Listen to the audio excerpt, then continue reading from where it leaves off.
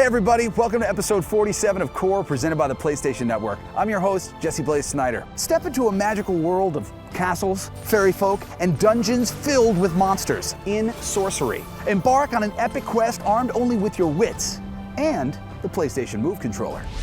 Harness the elemental forces of nature with a wave of your wand or a flick of your wrist. Mix powerful potions and conjure mystical spells to defeat the forces of darkness in this motion-controlled action-adventure game. Then, augmented reality, cloaking technology, and modular 21st century weapons make the leap from science fiction to the battlefield in Ghost Recon Future Soldier. Equip yourself with the military's most advanced weapons and surveillance tools to take out your objective and disappear without a trace. And become a shape-shifting mutant with incredible powers in Prototype 2. In this sequel, you're out for revenge, and your mutant powers are your only ally. Learn to embrace these new abilities, and you'll become an unstoppable killing machine. And Tiffany's taking us inside a magical 3D movie in this month's Blu-ray Spotlight. That's right, Jesse. This month we're putting on our 3D glasses for Hugo, Martin Scorsese's Ode to the Cinema. And this movie has got everything. Dazzling special effects, clocks, orphans, robots, and Borat. Seems Maximilian doesn't like the cut of your jib, little man. Also this month, we say goodbye as Qore's run on the PlayStation Network comes to a close. In this final episode, we'll be taking a look back at the groundbreaking games, the amazing people, and the fantastic places we visited over the past 4 years. It's been a great run. Enjoy episode 47, and I'll see you on the inside.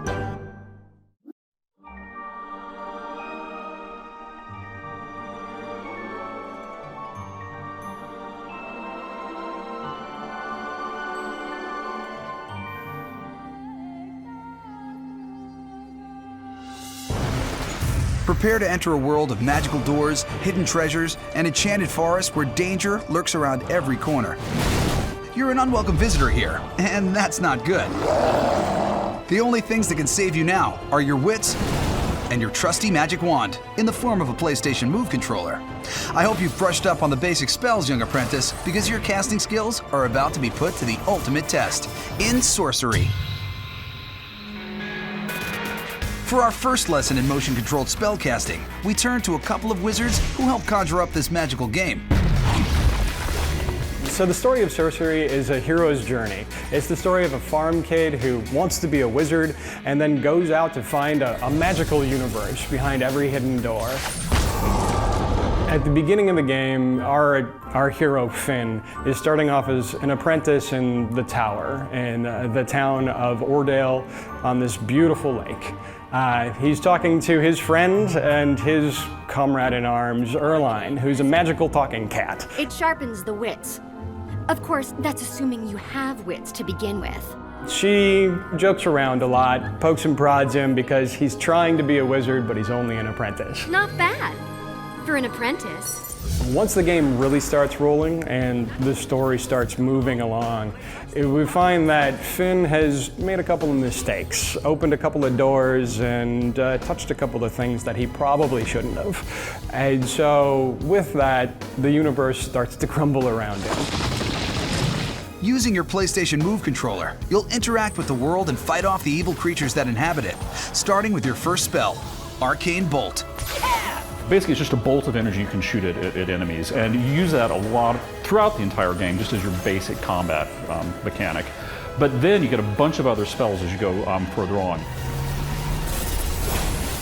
As the game's difficulty ramps up, you discover new magic spells to add to your repertoire. In many points in the game, we give you new spells.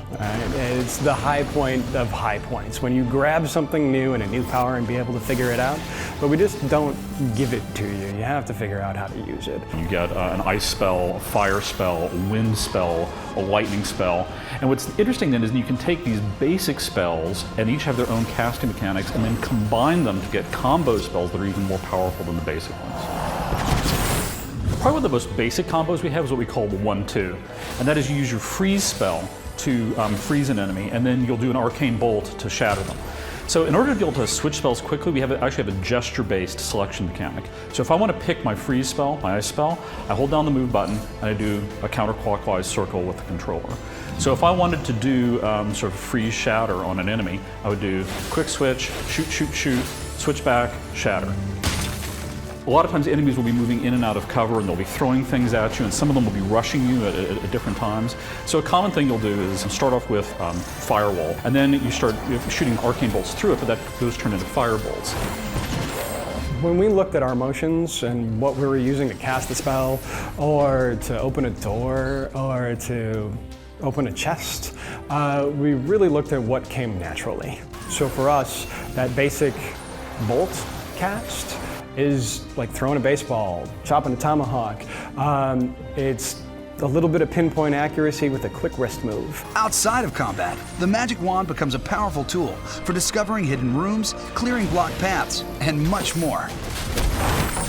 So you might have a situation where it's not quite clear which way you have to go. There's a variety of different ways, and you have to figure out how to like unblock a door that's blocked in front of you. Like, do I move this out of the way? Do I uncork something so I can get a waterfall that I can then freeze and use to help me? Some treasure chests reveal magic ingredients, which can be stirred together to create potions using sorcery's alchemy system. Potions for us are upgrades. It's leveling up. Every time you get a new bottle and you find a new set of ingredients, you can mix and match them together to figure out what you want to be. Some of that's trial and error, so you might just find yourself a fire mage and leaning on our fire spell more. Or you might take your time to research all the potion combinations and find that wind's your thing. And so those choices really affect your tactics and your combat. We do that entirely with the move controller. So if you want to activate a potion, you shake it back and forth, and then when it's time to drink it, you just turn it upside down, and it's like you're pouring it in your mouth. And when you need to go somewhere that a sorcerer's apprentice just won't fit, mix yourself a polymorph potion and stand back. Really, my favorite things in the game are our moments of magic, whether that be in a boss fight or a transformation. So when you come up to that cliff and you get to jump off and see what happens, when you find something frozen in ice and watch it shatter the world around you and you have that new power at your fingertips, it's really what my favorite part of it is. The beautiful and deadly world of sorcery comes to life with intensely immersive gameplay and breathtaking visuals. Once you've mastered just a few spells, you'll begin to feel as if you're actually inside the game world, bending the forces of nature with your wand, guzzling potions, and slaying legendary beasts. And that's when you discover the true magic of sorcery.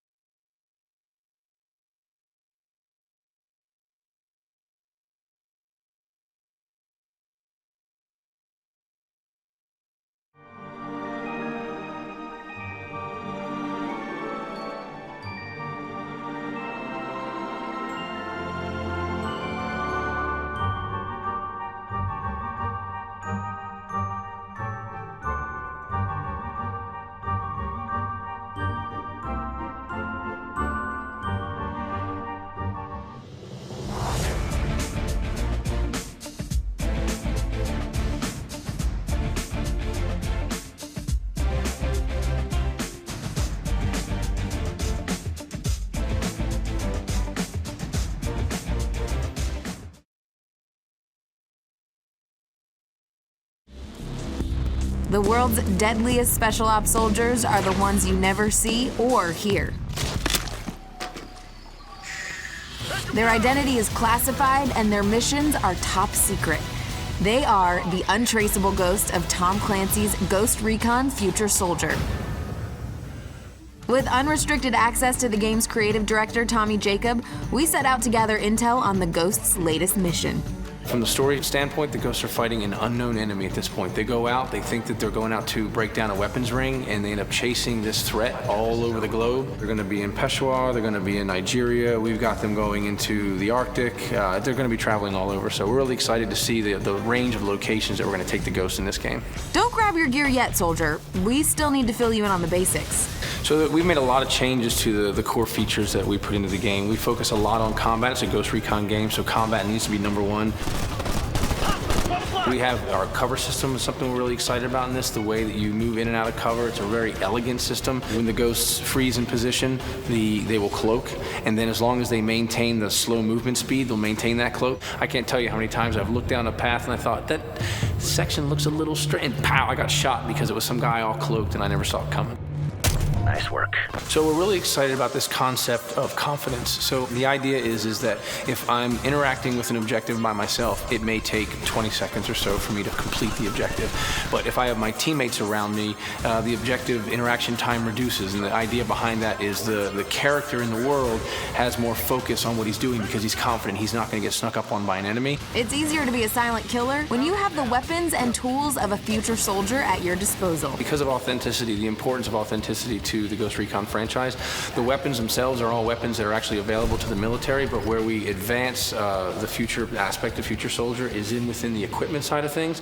Augmented reality is something that the military is starting to use now to communicate to the soldier in the field. You'll see that, and that's actually interactable with the soldier in the world in Ghost Recon Future Soldier. Everyone has a favorite weapon, but your standard issue firearm fresh from the armory is never exactly how you want it. Make it your own with Gunsmith, the ultimate customization tool. I can't get beyond the range of customization on the ACR. It's one of our most customizable weapons. If you can change out the trigger system, you can change out the gas system, you can change the barrel, the magazine, stock, optics, side rail. One of our engineers did the calculation. There's over 1 million possibilities of having combinations outcome for the ACR alone. After you dial in your gun, go solo behind enemy lines in the campaign missions. Or join up to 3 friends locally or online in co-op mode. Then, raise the stakes and the body count in 8-on-8 multiplayer skirmishes that will put all your skills to the test. So in multiplayer, we have 3 roles. We've got the scout, we've got the rifleman, and we have the engineer. So the rifleman, as you'd expect, lots of bullets, lots of things that go bang. The scout, he's going to have the cloaking ability. He's going to have access to sniper rifles and SMGs. And the engineer has access to the drone, which is one of the #1 pieces of equipment that people like to use to collect intel. Within the combat aspect of things, we're bringing in a true suppression feature. So the idea would be I can take the light machine gun, I can fire it at somebody that's in cover, and it actually pins them in cover in that the camera pushes in really tight. There's a lot of camera shake. It impacts their ability to aim, and this allows your teammates the opportunity to come in from the sides and get that flanking kill. We have a non-lethal takedown, so you can pull out a stun gun, you can stun the enemy as they're down on the ground, you can interact with them and hack into their system and download intel, and now for the period of time that it takes the enemies to go back in and mask their intel again, you've got a power play. You can see where your enemies are. It is the ultimate grief. As a matter of fact, we've had guys that they'll stun them, take their intel, and then leave them alive, and just know you're gonna die. If you got a kill, do it quiet. Clear. Get in, gather intel, neutralize the objective, and get out before they even know what hit them. 1 bullet, 2 dead. Just another day in the life of a ghost.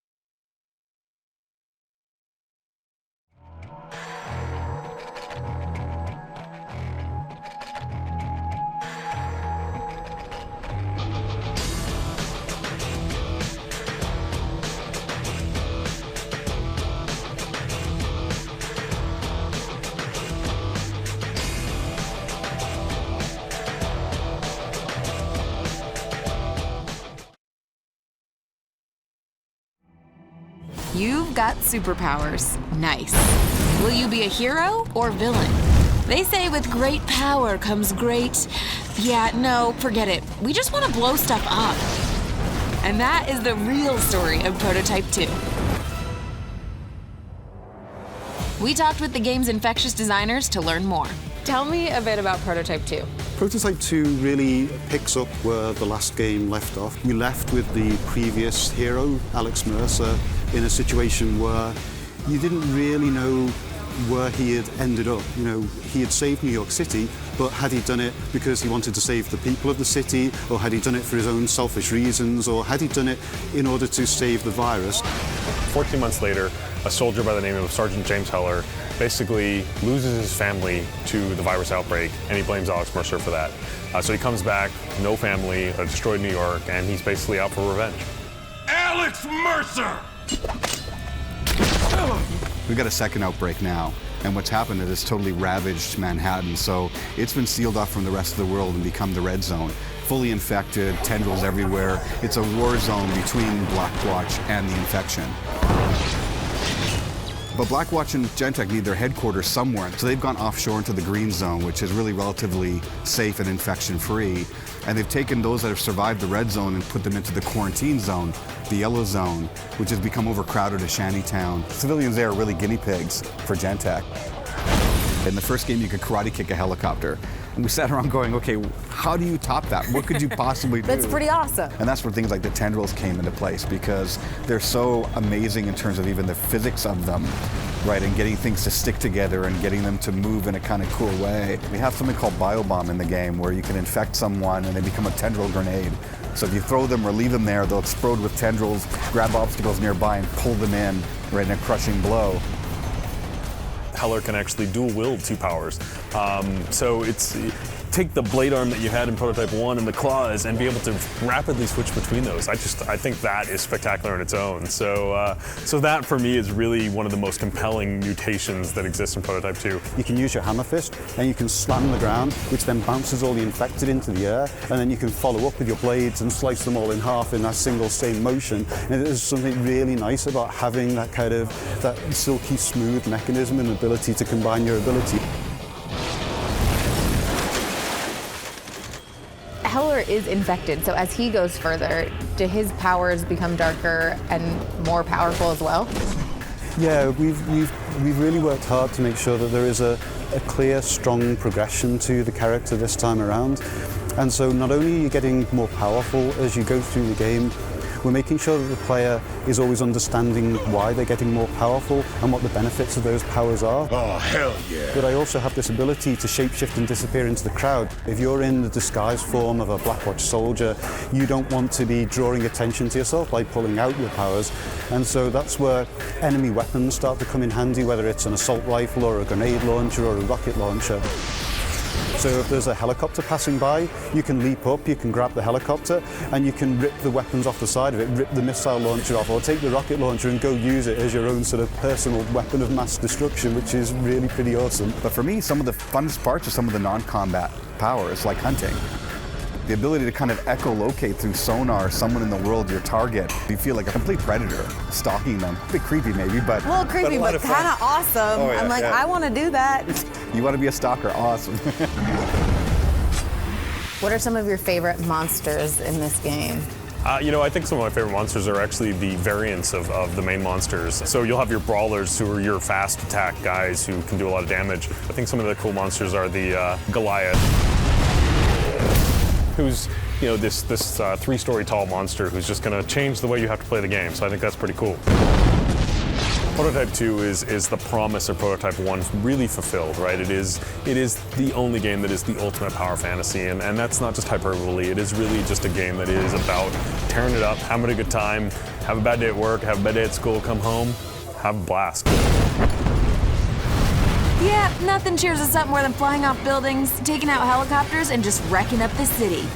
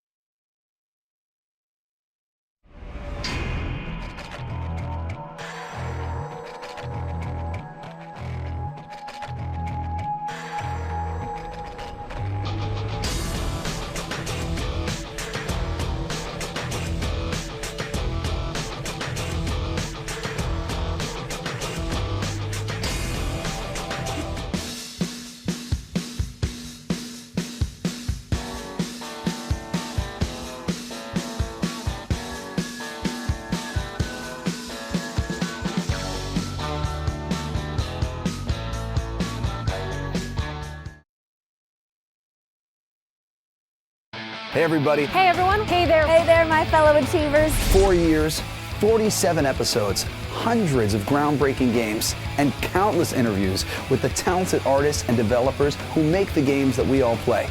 We've had a great time creating Qore for you each and every month on the PlayStation Network. Here's a look back at some of our favorite moments from Qore.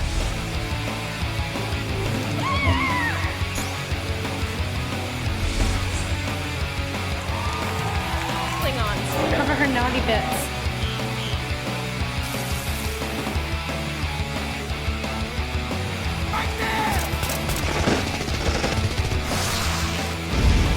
Here we go. We could build to that. That was hip. For the Chocobos! An epic adventure requires an epic score. Last thing I need is to get monkey terrorized in Japan. Right next to Seattle's iconic Space Needle at the Experience Music Project. Heard about it? I think everybody's waiting for Gran Turismo.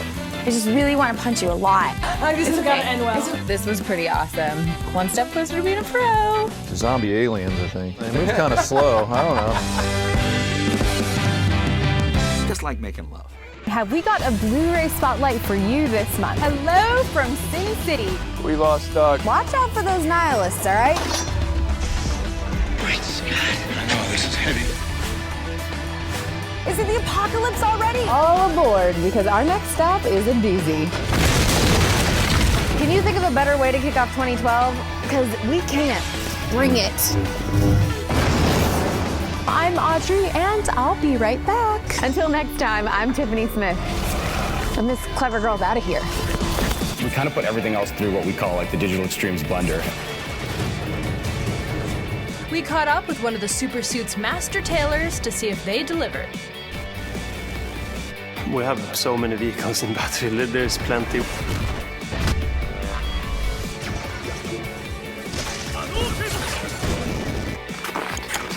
If you can see it, you can ride it. This is not a time for negotiation. So Street Fighter and Tekken crossing over to huge rival fighting games. How did this even come about? Nice knowing you! Lasers are a great way to burn things. That's true.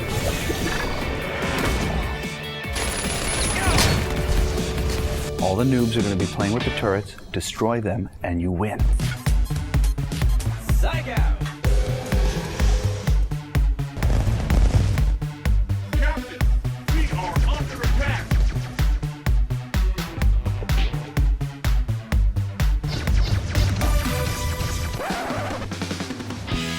I like having fun when I'm making a game. I think that hopefully just comes through in the game itself.